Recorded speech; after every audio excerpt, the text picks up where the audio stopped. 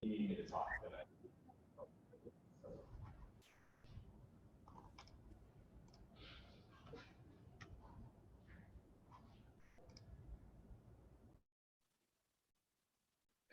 I think we can begin, right? We're live One streaming. moment.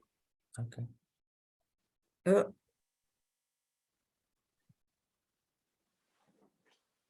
Hey, Sal. One moment. It would help.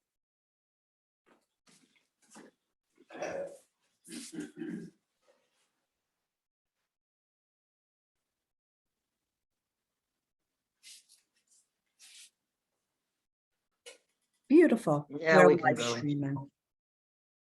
Okay, welcome everyone to the Planning and Zoning Committee meeting of Community Board 11. Today is April 27, 2023 at 6:34 p.m. Reminder that this meeting is being recorded and live streamed. I want to welcome all the members of the community. Thank you for your participation, the members of the board, members of this committee, my co-chair, Lori Windsor, and the district manager, Marnie Elias Pavia. The more I say it, the more I'll say it correctly. Thank you again. We have one item on the agenda. It's an important item, and that is a presentation from the Brooklyn Borough President's land use team on the Brooklyn Comprehensive Plan.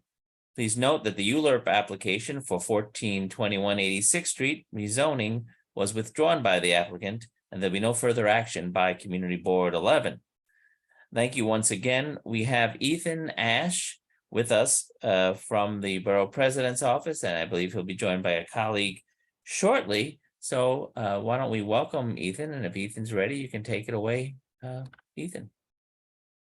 Yes, thank you guys for having me. I've been your liaison for the past, I guess, maybe 6 or 7 months now. So I've become quite acquainted with your committee and your team here. I know you guys like to, you're very concise in your meetings, and you guys have a lot of members who have been a part of the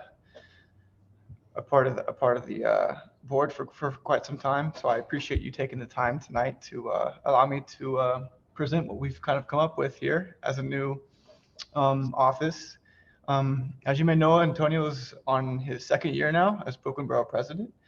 For some of you, it might be the 2nd or 3rd Borough President you've worked with, but we're all still pretty new here. So we wanted to come out with our own housing and health plan that is sort of going to act like, is going to act like a guideline for our recommendations, and that comes with new developments through ULURP, new rezonings, any legislation and policy that we will come out with out of this office. So with that being said, I'm going to share my screen here. We just have a PowerPoint that's going to take about 15-20 minutes to go through, and then I will reserve some time at the end for questions, if that works for you guys.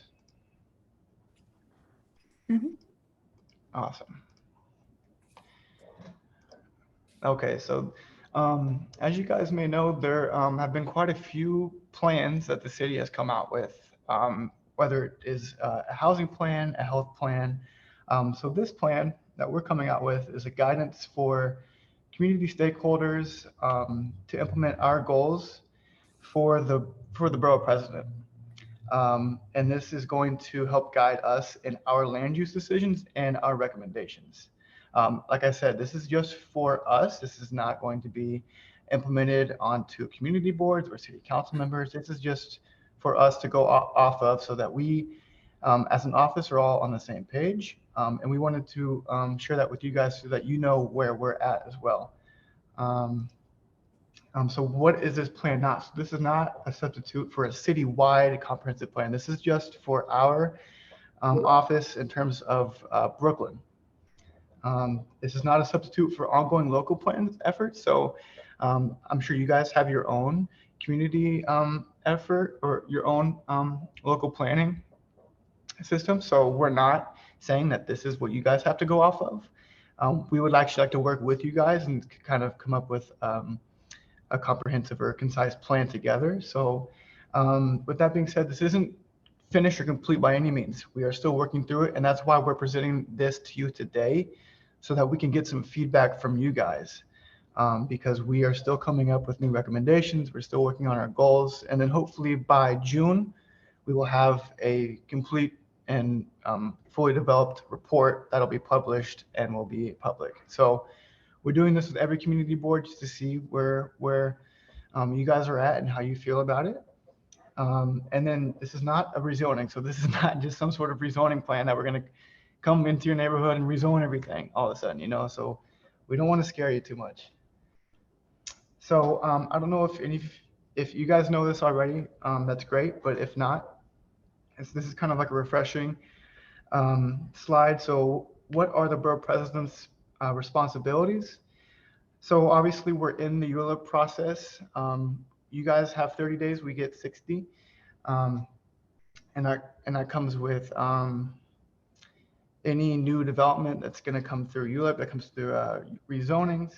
The borough president himself can introduce legislation with city council. He can budget priorities, allocations, delivers city services, converge and strategize with different policymakers in Brooklyn, and then of course strategic planning for Brooklyn, which is what we're doing now. And so our office, the land use team, have been working on this vigilantly for the past, I would say, 9 months. We've already come out with an existing conditions report that you can find online. And then based off of like all of the data and all of the existing conditions that we have gone through in the past 9 months, that is what we've based our comprehensive plan off of. So this is basically a culmination of certain health factors, different parts of the borough where we see housing being built, certain parts where we are not seeing it built. So this next slide is showing you basically the main health target that we're looking at, which is life expectancy. And you can see on the map a huge discrepancy in life expectancy. Some areas of the borough we're seeing people experiencing 10 years less life expectancy, and in some parts even 15, 20 than in other parts of the borough. This is actually a nationwide epidemic, and this also has to do with certain health factors like obesity, obviously COVID that happened a couple years ago, is still ongoing. So we're trying to kind of converge this map here with other housing related issues. So we're trying to do our best to locate these populations and allocate resources as best we can. So like I mentioned before, we've kind of already established existing conditions in the borough.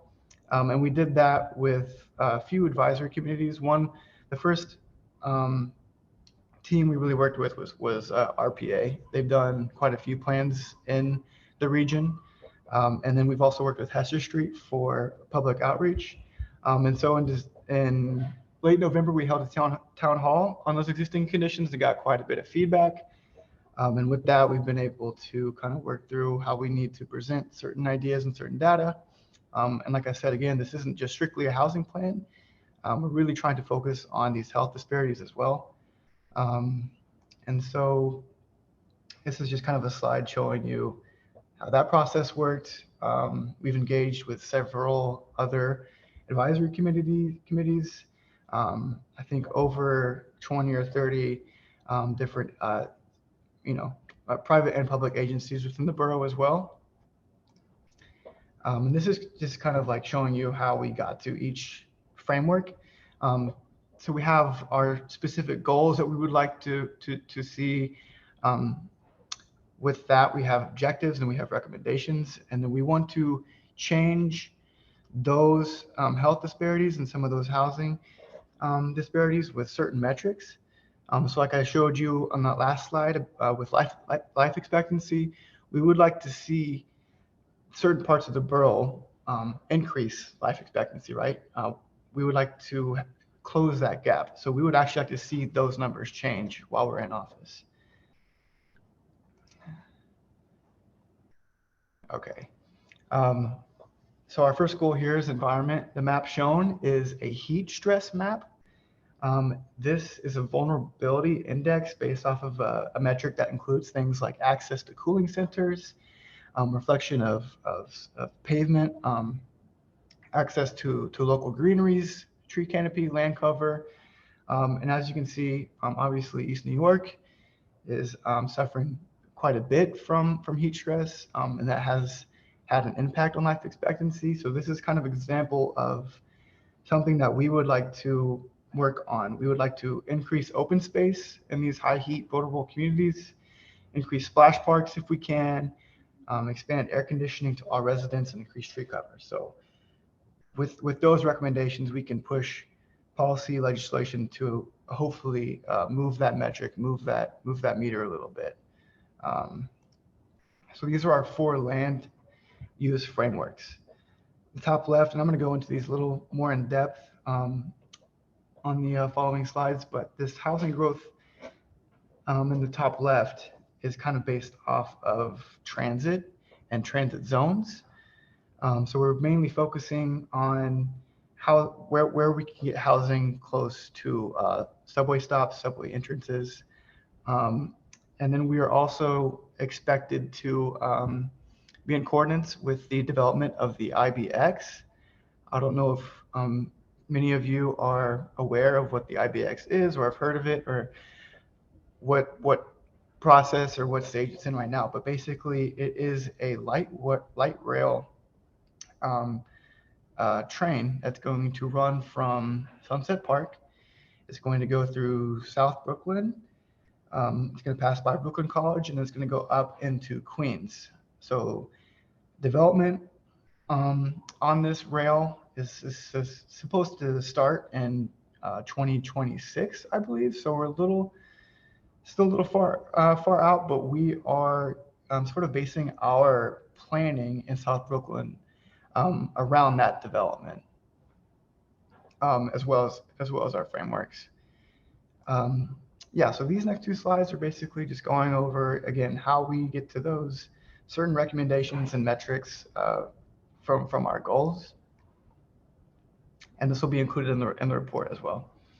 And here's a closer look at that land use framework. Okay, so we really want to focus in South Brooklyn. I'm sure, as you guys are well aware of, there have been some new developments, not only in CD11, but also we're seeing a lot in CD14.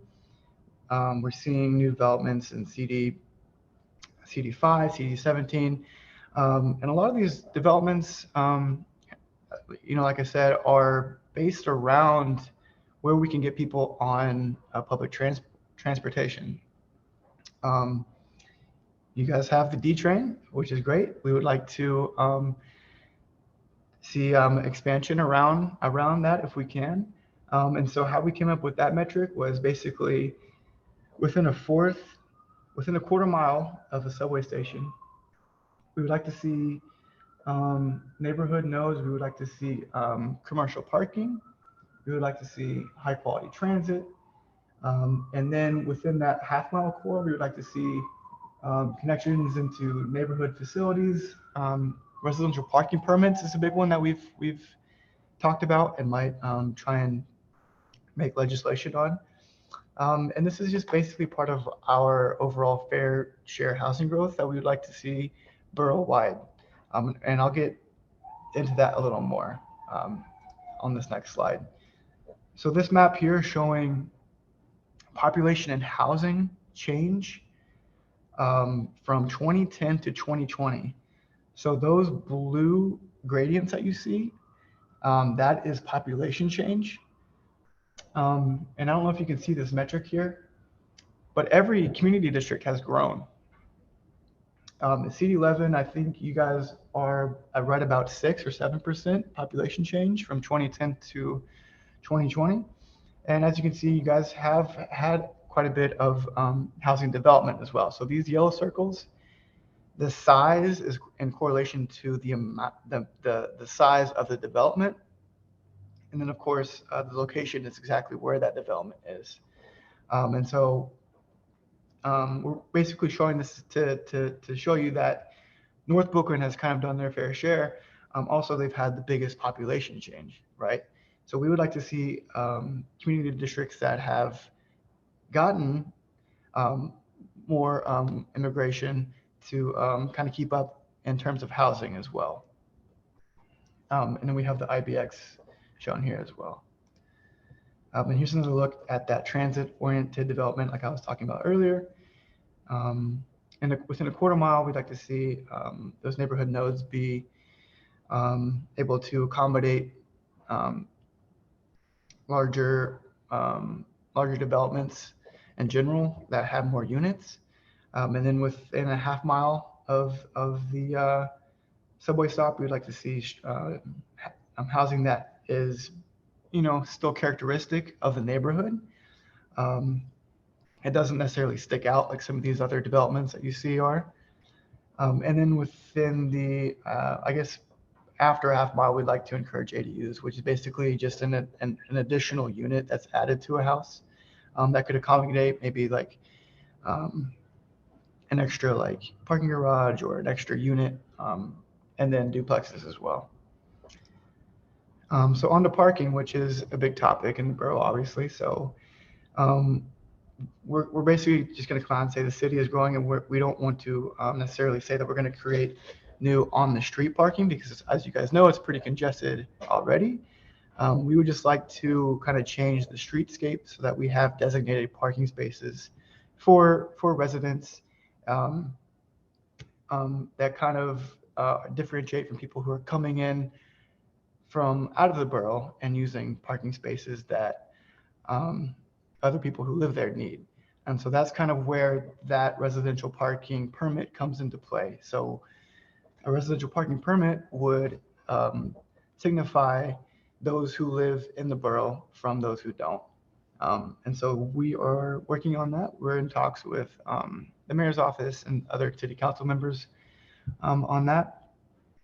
When it comes to parking, parking and housing and like new developments, I know it's kind of a strain to build a new development and then also have, a new parking situation where we want to accommodate spaces for every resident, but that's not necessarily possible when you have, a new development that has 100 units, and the amount of spaces you can have is maybe topped out at 70. So where are we going to put those extra 30? We can't necessarily put them on the street. So we're kind of trying to get people out of the idea that you need to drive everywhere. We're also in works with trying to get certain bus routes back onto,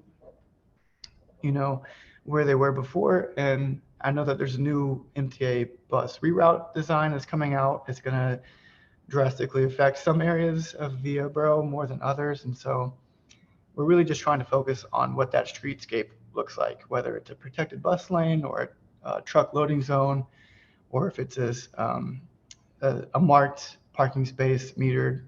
So we're really trying to focus on that when it comes to parking. And so this is kind of what I was listing earlier. How can we differentiate which parking spaces are needed for who and for what? There's been a big discussion with trucks and loading zones when it comes to last mile routes, specifically, like FedEx, UPS, Amazon. These trucks are taking up a lot of space on our streets, delivering these packages. We want to, we want to require certain trucks of certain sizes to have a certain loading zone, a certain like signified loading zone. So we're trying to figure out a way we can do that. And also overflow parking. Where can we put people who are coming in from out of the borough, like I mentioned earlier? Okay, so this is our health and wellness framework. So like that life expectancy map, a lot of the health metrics that we have come across when it comes to like obesity, cancer rates, asthma rates, mental health rates, a lot of them are focused in these red areas. The blue areas are where a lot of our health and education workers are working. So how do these two correlate? Well, a lot of our health and education workers, like as you can see, don't live next to transit-rich areas. That's actually it is our transit desert area, and so that's something we think that the IBX can really help out with, to get these healthcare and education workers to hospitals and healthcare centers in a timely manner. Here is our life expectancy map again. So again, we're really trying to improve access to existing healthcare and community services. We're really trying to reduce that barrier to care, Medicare, and translation services as well. Okay, let me go down to, okay, this is our streets and environment. So we've worked with MTA and Vision Zero to locate corridors and priority intersections in the borough that have seen a lot of, pedestrian safety issues, car collisions. I know that you guys also have certain areas, just from my listening in your board meetings, that are areas that you don't necessarily feel safe at certain times of the day, or just as a pedestrian in general, trying to get to where you're going. So we want to locate those areas and focus on protected bike lanes. We want to prioritize bus lane constructions, and then hopefully create safe streets where both pedestrians and bicyclists are safe. So this is kind of our framework here. There's a lot ongoing. I can send you the slide deck later so you can kind of pick through it a little more if you'd like. But for time's sake, I'm just going to keep chugging on here, if that's okay with you. This is another environment framework we have.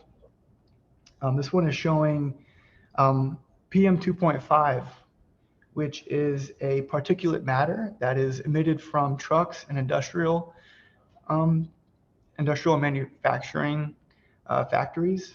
So as you can see along the BQE, we have these dark red areas, obviously along these heavy traffic intersections, like at Atlantic and 4th right here. And then obviously in our IBZs up here, East Williamsburg, Flatlands. And then we have also where our Superfund sites, toxic release facilities, and chemical bulk storage sites are. So the BQE has been a big study for us as well, specifically along Sunset Park. So PM 2.5 is something that we're trying to reduce. Of course, we would like to see more electric vehicles, electric cars on the road, but I think that's a little farther down the road. No pun intended. Okay, so moving on here, this is our waterfront and industrial framework. Again, IBZ here. I don't know if you guys know, but the IBZ is going to be built along an existing railway. So it'll still be used for freight and manufacturing, delivering of goods. So this is the port that's going to be coming out of. This is the 65th Street Rail Yard, which is in the Sunset Park Industrial City IBZ. The U.S. Army Corps of Engineers HATS has their regional waterfront study that they've come out with recently. Hopefully that now that they've gotten feedback from the public and from the community, they can sort of come up with a more concise plan for their flood walls and the floodgates that they are going to construct, I believe, within the next 10 years. And that's based off of, a lot of it was based off of the Hurricane Sandy floodplain and also sea level rise. So that will be in effect within the next few years. Also, the wind energy industrial growth that is going to be coming out of Industry City. It's going to be a supply chain for wind energy along the industrial waterfront, which will bring a lot of jobs. And then, like I said before, we want to support marine and rail-based freight movements. We're trying to get trucks off of the road. We're trying to move towards a rail-based industrial waterfront that's going to support those areas. Again, IBX is going to help with some of these health targets like we talked about before. So this one is just showing obesity in the borough. So as you can see, IBX is going to run right here through Broadway Junction in East New York, where we see high obesity rates. So hopefully we can get that metric down. This map is vehicle miles traveled. We'd like to see the IBX help out with that. Hopefully we can reduce commute times, reduce car traffic, improve air quality, improve access to opportunity. And here's a little bit more about the IPX. So this is kind of just reviewing everything that I talked about when it comes to those health outcomes and the IBX. Really, what we're trying to do is encourage residential growth around the IBX. Like I said before, those quarter-mile and half-mile transit areas, mass transit redundancy, and then a connection between the waterborne and rail freight movements. And so this is where we are at now. We are in phase 2. So we are gathering feedback. We're presenting to every community board. We are having train-the-trainer sessions, which we are doing with our advisory committee. And we have a digital tool up right now, which is here. If you visit this link, it'll send you to our existing conditions report. And it'll also send you to an RSVP to our town hall, which is on May 18th, which is open to anybody. So you guys are welcome to come. It'll be held here at Borough Hall. And it'll basically be everything that I just went over. And it'll be a chance for people to, give their voice and be heard. So again, I appreciate you guys taking the time to listen to the presentation. And I'll go ahead and open it up to questions. And Yeah, thank you, Mr. Nash. I think there were a couple in the I think I may have lost it. There are a couple of I think, Ross, we should look to the committee first in terms of Yes. comments and questions. So I Yes. did want to make a comment. yeah, and It was about, mass transit and private vehicles. And the goal is to encourage folks to utilize mass transit rather than private vehicles. Yet the MTA is cutting all of our service. right. So that's an oxymoron to say that you want people to use more mass transit, and yet they're cutting the service that our most vulnerable populations utilize, such as our immigrant population, our students, our elderly. And so it's really an oxymoron to say that we're going to try to cut car usage and then at the same time we're cutting public transportation. So I think that's the point. And that's a great point. We're not taking away anybody's car. I mean, I know, a majority of people in City 11 probably own a car.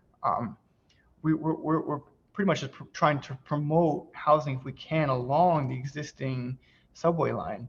And then we are predicting and hopefully we'll see growth along the proposed IBX route as well. And we're very well aware of what MTA is doing in City 11 as well. I know you guys rely on the bus a lot, and I know that you guys are getting stops taken away.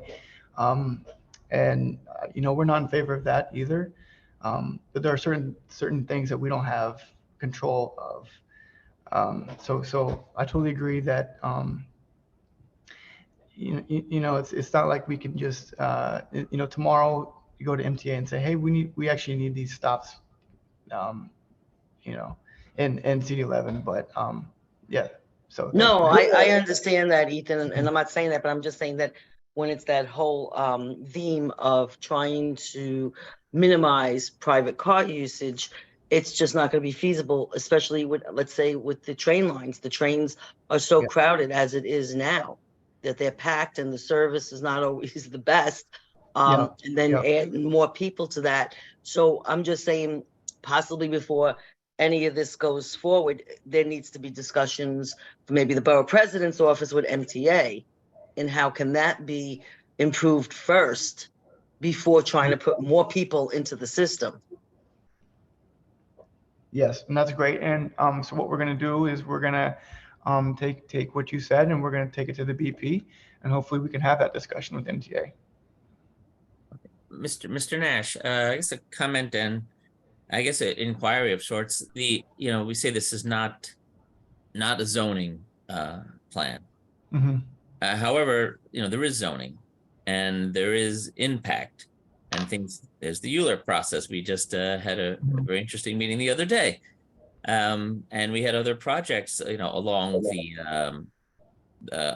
the subway line that were built. So it would necessitate, if a plan comes along, that there be several variances or allowances that are outside the zoning plan, in effect piecemeal rezoning of parts. And there's a lot of other engineering going on, a lot of things packed into, because that's why it's called a comprehensive plan. Right. So therefore, obviously it behooves the borough president to have these discussions, and I'm glad you're here with the community boards. But you can envision there being odds, some community boards being at odds with a borough-wide vision, because people living different places have different expectations of where they live. So basically, we want to know, how is that going to play out? I know there's going to be a series of meetings and things like that, but the community boards would like to think that they would have a say in their community and not really be subject to the needs of every other part of the community. Yeah, absolutely. We are still very much aware of neighborhood conditions, and that's why we have liaisons for each community board, so that we can hopefully work together on issues like that. Because, like you said, this is a comprehensive plan for the entire borough, which kind of blankets the entire borough as, okay, we want more housing in general, right? But where's it going to go and what's it going to look like? And to answer your question, we were trying to figure that out, with this plan. So I will say it's not necessarily focused specifically on housing. We just kind of want everybody to do their fair share. And we want to make sure that the growth is based on transit-oriented development. So those maps that I showed that were the framework, we're going to be basing our recommendations off of those transit zones. Are there any Marnie has her hand up. Marnie. Go ahead. Yes, thank you. Ethan, I'm just curious, on the existing conditions report, you're showing housing growth in the district. And I see you highlighted the conversion of legal conversion of 1-family homes to 2-family homes. Right. However, I didn't see particularly along Cropsey Avenue and Bay Parkway, the as of right development that's bringing, I don't know, in the district we have active construction projects that are bringing another 1,000 units to this community. And Right. because they were done as of right, there was no environmental impact statement to explore the additional needs. Will you be looking at that as well? Yes, absolutely. We're very much aware of kind of that legal aspect of new development. We have to discuss like different infrastructure needs, because certain parts of the borough have just developed at a different rate. We have to look at open space as well. And so also, you mentioned Cropsey Avenue. I know that the map that I showed was from 2010 to 2020. So maybe some of those new developments weren't shown because they were in the past couple of years. And we Yeah, want to make so, sure that so, yeah, yeah, so I guess the concern is because it's not showing that and you're basing information on outdated data. I mean, our schools are at capacity. right, right, There's a great need for additional sanitation services, sewer upgrades. We have, according on the existing conditions, you show the severe flooding on the northwest end of the district. The southeast end is prone to coastal flooding. There's a need for additional police officers, fire officials. I mean, all of that should be included when we're looking at it, not just putting units in when we're talking right, about a right, right. comprehensive.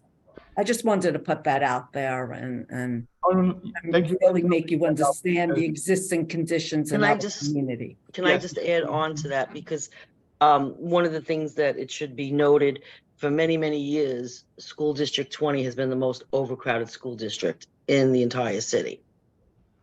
And that's a good and a bad thing. Everyone wants to come and live here, but then our schools are extremely overcrowded. We've had many new schools built over the last 10 years. We have extensions put on. We're getting 5 new schools within the vicinity of Southwest Brooklyn. So our schools are still bursting at the seams. Besides that, with the schools, I do want to mention we have Marnie touched on it, but I really want to elaborate on our sewer issues. We have tremendous sewer issues that, for us here in Bath Beach, that have been going on for years now. And it also extends into, across the border to 10, into Dyker Heights with their sewers. Yeah. So it's this whole area that has tremendous sewer problems, and adding more housing in this area is just going to exacerbate the problems that we have with the sewers already. I believe there is a capital project ongoing right now. I don't know if it's, what was it, 16th Ave? I can't remember, but that's definitely something that we're well aware of, as well as DOT. I couldn't specifically tell you exactly what capital plans they have right now, but I do know that they have a sewer capital plan either ongoing currently or very much in the works in the near future. I don't think they have it for Bath Beach, because for Bath Beach, we've been saying this for years and we really haven't made huge headway with DEP and everyone else. Okay. Dyker's making some headway because that is going to be undertaken Right. soon, but it starts over here. And there's been, Marnie could go into greater detail on that too, about the years that we've been with this cause. Sure, Right. sure. So just so you're aware, we have part of the district, we're on a combined sewer system. Right. And we have a regulator at Bay 16th Street and Bath Avenue that either feeds stormwater and sewer to Owl's Head in Bay Ridge, or when that overflows the capacity, the sewers can't handle it, it goes right out into Gravesend Bay. There's an issue on Bath Avenue and Bay 16th Street that happens approximately, I'd say, a few months after Sandy, where the regulator is located, and there are issues where the whole community smells like a treatment plant. Yeah. And it's been an ongoing issue. DEP has kind of hasn't really addressed it satisfactorily to the community or the board. And that's been ongoing. I mean, there's flooding, the capacity, we just keep adding more people and we're not expanding the capacity. And it's an issue. It's an issue between combined sewer overflows. I am sure, I haven't discussed it with my colleagues, so I can't give you the exact information, but I am sure the capacity at Owl's Head is coming to its useful life. So I think all of these issues have to be incorporated before we say, okay, we're building 9-story towers and adding additional people and using the transit zone and using minimum parking requirements. I mean, because it all ties in and we have to really come up with a comprehensive plan. In addition, you know, I understand there's a need for so-called affordable housing, but like I said, we have 800 to 1,000 units coming on. We don't have affordability with those units. So I don't know how much more we have to grow and feel the impacts of that growth and not even address the issues. I agree. I agree. Marnie, I just attached our existing conditions report, Mhm. which we found on that tab. Uh-huh. So it'll have some of those infrastructure maps on there as well. But thank you for bringing those to our attention. Sure. And that's, you know, that's what we want to do, is work with you guys on those infrastructure needs. And me being your liaison, I want to hear those needs so I can bring them to Antonio and we can work on them together. Sure. So, I'll send you the capital and expense, the capital budget priorities, the last That would be fiscal great. year. that would be great. Thank you very much. If I may, one of the things, Ethan, too, is Monty mentioned CSOs. I did something with that in a past life, but you know, but it hasn't changed. You don't need Hurricane Sandy to cause a problem. 1 inch of rain causes Yeah. combined sewage overflow, and that's what happens. And they're referring to a lot of areas, especially around Bath Avenue. And I got off the train at Bay Parkway today, and I smelled the same thing. So we've got to contact maybe the DEP or something about that. So Okay. we have those problems. We have infrastructure problems. It's Yeah. I'd like to, you know, just leave. It's more, not to be hyperbolic, but more general about, you know, the terms fair share. We'd like to have other parts of Brooklyn get their fair share of solutions, get their fair share of, and have a comprehensive plan for the borough. But we don't necessarily need to shoulder the burden by getting a fair share of, you know, infrastructure failure, losing parking. We're CSOs. We don't have to degrade.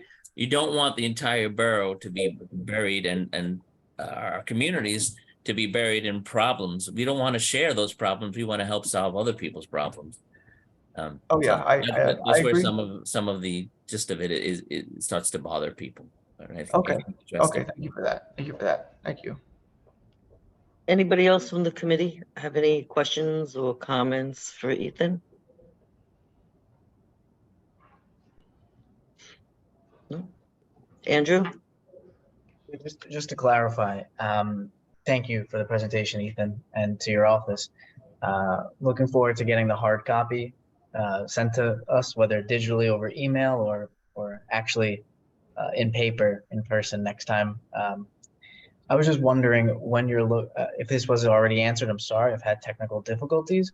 What was the timeline of like implementing this as a test, so to speak, a method of you looking at applications with this framework in mind? I'm going to share my screen again for you, Andrew, so you can see our engagement process. Thank you. Yeah, it was at the very end. Okay, so like I said, during the presentation, we've met with certain focus groups. Some were environmental focused, some were housing and health, some were more environment and infrastructure. We basically came up with an existing conditions report based off of those frameworks that we started off with. So we started last summer. We held our first town hall in November. So now we are into phase 2, where we are starting to gather feedback on our comprehensive plan, which we have compiled from our existing conditions report.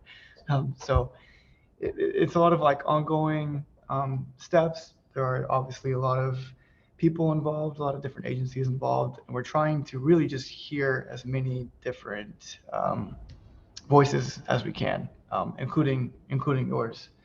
So like I said before, we have a digital tool, and we would love for you to just take the time, like, 10, 15 minutes to fill that out, so we can file that and hopefully use it in our final report that will be coming out in June as of right now, comprehensive plan. And I will do my best to give you a physical copy, because, you know, me myself, I like to have a physical copy in hand so I know that it's real.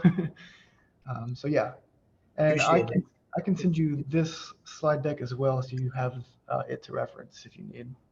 Thank you. Yeah, no, real quick, could you go back to the or just Yeah. drop the bit.ly in the link for the Brooklyn it was the next page. I was just typing it in. There we go. That link. What is that? Yeah. Brooklyn Plan Survey. Yeah, I'll copy it and put it in the chat. Yes, thank you, because I was just about to.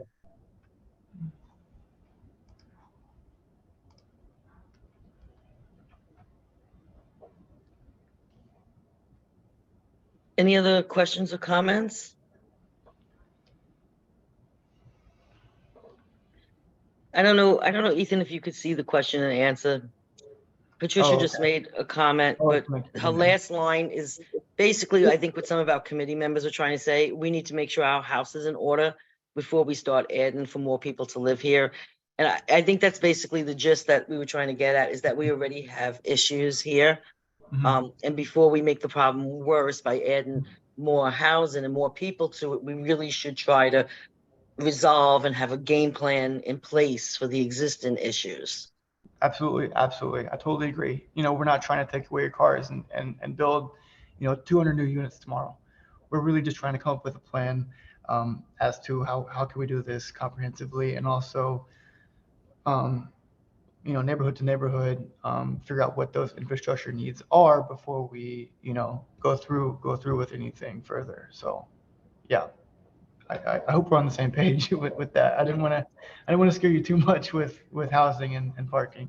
No, I just wanted to make it clear as to what our concerns have been and Yes, are. absolutely, and that's why I'm here. I will be attending every monthly meeting as well, so I will be kept up to date with ongoing issues, infrastructure needs, and if you ever want to reach out to me personally, I can drop my email in the chat, and feel free to send me a concern of yours or an ongoing problem that you see, so we can help put you in touch with somebody who can help out. So yeah. Okay, thank you. Yeah, of course. Is there any other questions or comments, or does somebody want to make a motion? Well, if that's it, before we leave though, maybe Marnie, do you think before we should just announce that the next general meeting will be May 4th, right? Do I have that right? Correct. That's using Zoom, live streamed. The time, 6:30 or 7? 7 7. PM, general 7 meetings. 7 p.m. general meeting, May 4th. And the link will go out, and if possible, I'll ask Marnie, if not possible, maybe we can have these links either sent out or part of the report on the 4th. Of course. Okay, well, then I'll make the motion to adjourn. If no one else will. Well, I'll second it. Chat. Okay, all in favor? Thank you all for coming tonight. Thank you, Ethan. Of course. Thank you guys. Yeah. Good night. Good Have a night. good Thank night. Thank you. Bye-bye.